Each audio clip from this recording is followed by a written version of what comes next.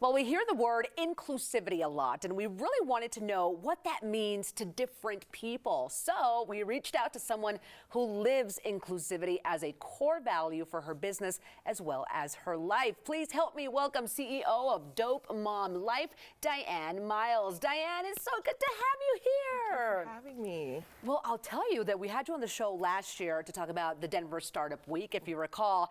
We were so impressed by your business philosophy. We literally were like, oh, she's got to come back. She's got to come back. So talk to us about what you do. Yeah, so Dope Mom Life is a full-service video production company, and all the work we do is through an asset-based lens, so we don't believe in deficit-based language. Okay. We put humans first, and we're culturally responsive and respectful, and we always keep community in mind.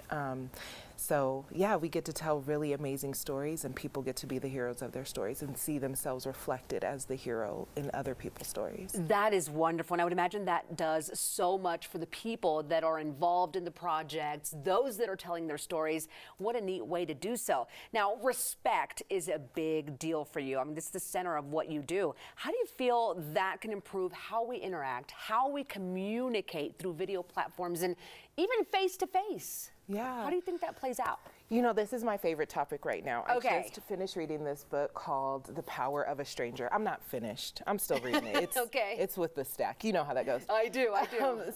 It's called The Power of a Stranger. And in the book, it talks about how our mental health is a worse epidemic than cigarette smoking, especially now because of the digital age. And video is an amazing way to build a connection and a relationship with people. But we just have to engage with each other and have conversations and really listen to understand and not listen to respond, and limit those biases that we naturally all have. Right, yeah. But really just I want to hear your story in an authentic, real way. Sure. When you listen to understand and not respond, how do you think that is different in the way you're going to engage with people? Well, you're hearing them, and it breaks down your barriers so you could build that relationship with people. You're not listening to have something to say, to have a rebuttal.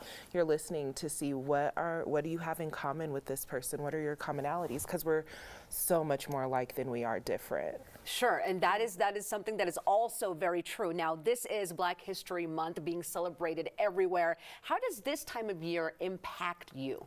Yeah, well, I'm Black every day, and Black History Month is American history, right? So, growing up in Colorado Springs, being born and raised in Colorado, most of the schools I went to, I was one of very few Black people that went to the school. And I remember sitting in classrooms and hearing about our history, and the only history we really learned about was a negative side of Black history. We were enslaved. We would get to, Black History Month, and we would learn about Martin Luther King and Malcolm X and Rosa Parks. But my dad was intentional about really teaching us because he came from the segregated South. Okay. So he was intentional about teaching us about Black history throughout my life and all year long. Sure. So I love that we have a month that's dedicated to our children being able to see themselves reflected in stories that empower them. But I think it's important to understand that Black history isn't just Black History Month, it's American history. It's all year long.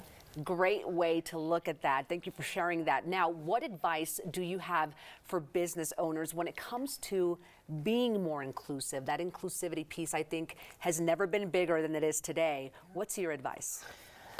Advice I have for someone who's looking to be more inclusive. This is such a big, and I'm not an expert, right? this is the way I live my life. You have to look at the individual and the individual community and the individual person, period. We're not BIPOC. That may be one way that we look at these things, but I'm a Black woman.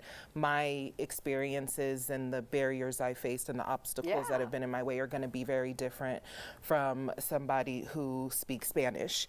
And we have to look at that individual and say, what do you need in order to be successful? What tools? Because nobody gets anywhere on their own. We all have help. We all have support. We all have cheerleaders. So what do you need as an individual to become successful, right? Inclusivity is providing the resources and services that that a person needs in order to achieve success. So we have to look at the individual and not at a group of people and say, these are the groups of people that we're going to get here. But as an individual, what do you need specifically to be successful? And that right there, I think, is so important, because because everybody is different. Everybody grew up different. Everybody had different barriers. I completely agree with you. Thank you so much for being with us today. Great advice. I could talk to you forever. And if you would like to learn more, you can do so. Dope Mom Life helps organizations engage with communities through video, content that can affect change and invoke action. To learn more about Diane Miles and Dope Mom Life, go to dopemomlife.com.